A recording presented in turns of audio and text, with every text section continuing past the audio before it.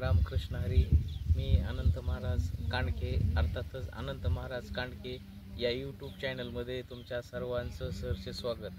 आपल्या व्हिडिओचं आज जे टायटल आहे ते टायटल आहे की मागच्या पिढीमुळे दुसऱ्या पिढीचं 100% नुकसान होतं. मागच्या पिढीचं चांगलं संस्कार नसल्यामुळे पुढच्या पिढीचं 100% नुकसान होतं. कारण मागच्या पिढीने केलेल्या चुका पुढच्या पिढीला ह्या 100% भोगाव्या लागतात.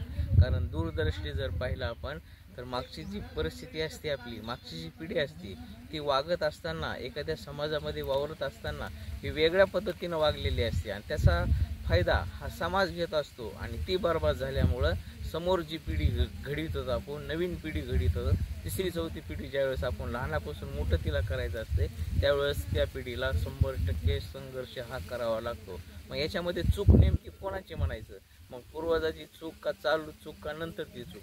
हे जर आपण पाहिलं तर पूर्वीच्या काही चुका ज्या असतात त्या घराण्यावर जे बनलेला पगडा असतो, ते विचार असतात, ते संस्कृती असतात, त्यामुळं पूर्वीच्या पिढीमुळं दुसऱ्या पिढीत येणाऱ्या मुलांचं 100% नुकसान होतं आणि संघर्ष करावा लागतो. कारण संघर्षाचा त्याला सामना करावा लागतो, प्रत्येक गोष्टीला सामोरं जावं लागतो. कारण पहिली ही श्रीमंती बघितलेली असती, नंतर गरिबी बघितलेली असती आणि ह्या जी दरी संघर्ष करत असताना, वेगवेगळ्या प्रभावामध्ये जात असताना, पिढी घडवताना आजच्या पिढीनं 100% लक्ष देण्याची काळाची गरज आहे.